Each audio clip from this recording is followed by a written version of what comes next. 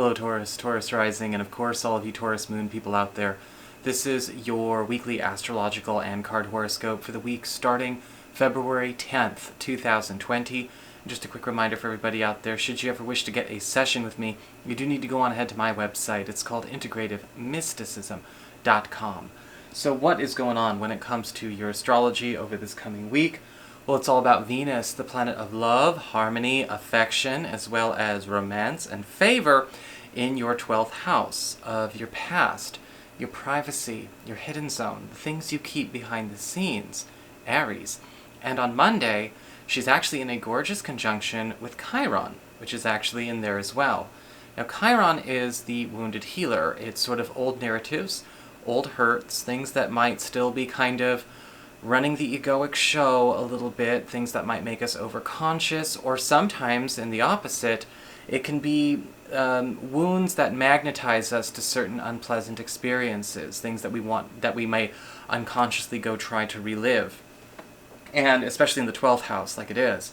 But with Venus conjunct Chiron, a gift, or maybe some kind of token of affection, some kind of communication, invitation, or gesture from somebody that is happening behind the scenes, whether it's a partner doing this out of the public eye, a secret being shared with you, or quite possibly somebody even that you kind of keep as sort of your own personal person, I guess you could say. You know, we all have sometimes that go-to that's not a part of our everyday. Does something very, very sweet to actually heal or to even erase a scar from the past, or perhaps confront a challenge or maybe erase a narrative that we may be on the verge of reliving in the present, which is really, really cool, because with Venus in the 12th house, in a lot of cases, we can often find a way to sort of, in secret, deal with a problem before it begins. There's something getting nipped in the bud, but it's actually happening in a very non-aggressive way. It's actually due to the love or the affection that is coming from Venus. On Thursday, we've got Venus in your 12th house of your past, your privacy, and your hidden zone, forming a T-square. And this is actually happening with the North Node in your 3rd house of communications, pacts, promises, commitments in your peer group, and the South Node in your 9th house of higher education, government and legal proceedings, travel, as well as culture, your spiritual life, your philosophy. And a T-square between these areas asks us to also look at the nodes. The North Node, the one that's in your 3rd house that I just spoke of, that's your biggest challenges, your biggest rewards. The South Node in your 9th house at this point is all about the crutch. What do we do to stay on easy street? How do we distract ourselves? What do we know we're really, really good at? And with the North Node in your 3rd house, well, a lot of you Taurus people are going to need to become more influential when it comes to how your peer groups or maybe contracts or agreements that you're in are going. As opposed to constantly expanding with the 9th house, going into places that are as eclectic and out there and new as possible, it's time to start actually taking plans, ideas, itineraries, or agendas, or even propositions that are currently on the table more seriously. Because sometimes with the South Node in our 9th house, we can often turn into the perpetual shopper, keeping our options open way, way too much, maybe deciding to constantly look for the next new thing. If we're never actually enjoying anything that we purchase, then we are just hoarding at that point. If we are just simply collecting experiences as opposed to evolving experiences. Take a good look over the course of the last month or two. What new ideas have been put on the table? What new ideas or propositions could be there for you when it comes to your career? Again, your peer group, maybe travel opportunities, anything that might actually play around with what you could do to actually create a whole new life. And this is something that we want to stop the shopping with. Stop just going for the eclectic or the crazy or the different because it is. Because that can sometimes be a very pleasant distraction, but it's commitment to an intention that makes the difference in whether or not a plan succeeds or fails. And Venus will be giving you some kind of gift or resource, again, behind the scenes, that'll allow you to apply that energy the right way. Now, before we get on to the cards, I do want to remind everyone I'm aware that there's a Mercury retrograde starting this week, and I covered that in the monthly astrology horoscopes that I put on my Patreon channel. If you're interested in signing up for that, remember it's only $1 to sign up and check out, so you might want to have a look at that. There's all kinds of videos on there, not just monthly horoscopes, but I also do live discussions, live lectures, live Q&As, as well as have a plethora of astrology classroom episodes for people who are interested in checking that out. Follow the links below for more details. So what is going on when it comes to your cards? Well, for your spiritual themes, we've got the Page of Swords reversed. Page of Swords reversed. And for your spiritual themes, this is all about you basically correcting misinformation that you have been getting from other people, or maybe even misinformation that you've been feeding yourself. Because the Page of Swords reversed can sometimes show up as a spiritual theme where we have to see where we are not looking at a person, a circumstance, or a course of action in a neutral or objective way. We may be looking at it from a bias, whether it's our own bias or another person's bias, or we may be listening to misinformation. Maybe we've been given misinformation. Now, it doesn't mean that everyone's lying. In a lot of cases, with the Page of Swords reversed, we're getting misinformation from somebody who's also misinformed. But we have to pay attention to what's going on there, because with the Page of Swords reversed, we could be catching things in lies. We might be seeing where certain promises that people are making, certain lifestyle choices people are making, or maybe even certain personas people are projecting are not actually completely true, if at all. And this is a week where we have to, with neutrality, calmly and objectively, accept what we see. Some people are doing it because they don't have a core sense of self in them, so a lot of their life is performative. Sometimes people might be, again, spreading misinformation because they're misinformed and they trust their source. Sometimes we get this because people are just saying things even though they don't necessarily know what they mean or what the ramifications are. This is a week where we pull back our investment in that information, and maybe sometimes that investment in those people, in order to get back to a nice, solid center. When it comes to the influx, we have the Judgment card in reverse. This week could be full of a few wake-up calls, but in a very indirect way. In a lot of cases with the Judgment card reversed, we see people not actually doing follow-throughs. We may find out that certain plans or certain agendas are not actually happening the way that we are told. If somebody is telling us that they're in the middle of doing something, or they're committed to making a certain plan of action happen, it's not going somewhere, maybe they're getting distracted, they're not committed, they're not acting in a disciplined way. Perhaps this has to do with looking at requests that we've made or requests that are being made.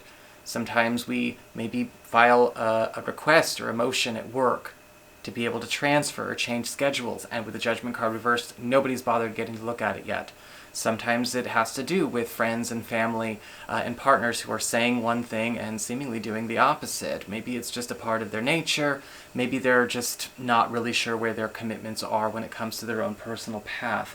But with the Judgment card reversed as an influx, it's time to take the information that we're getting a bit more seriously. I'm not saying lose your patience, Taurus, but I am saying don't kid yourself about what you're observing. When it comes to the outflux, we have the Six of Swords in reverse as far as what's going away. We are no longer resuming a lot of cycles that have been playing out, which is very, very good, which is interesting because with the Judgment card reversed and that Six of Swords reversed, sometimes we can feel like we are going in circles and then the circle suddenly stops or the circle is broken. And this is a week where a lot of you may be feeling a bit of relief. With the Six of Swords reversed, some of you may be very happy to find out that a story cannot play out the way it's been playing out over and over and over again. A permanent break in the circle now turns it into a line. And now there's only moving forward. There's only progression. Now, progression might not always feel like progression the way we want it to. Sometimes it goes a little slow, sometimes it goes a lot faster than we're prepared for. This is setting a lot of you Taurus people up to get away from a lot of illusory circumstances, though, with that Page of Swords reversed. A lot of you are going to be finding that certain dialogues, certain communications, and things like that need to stop happening because they are a safe space for stagnation. And so we don't want to go backwards. We don't want to go back and start something over again. We don't want to keep going in circles. That is your message, okay?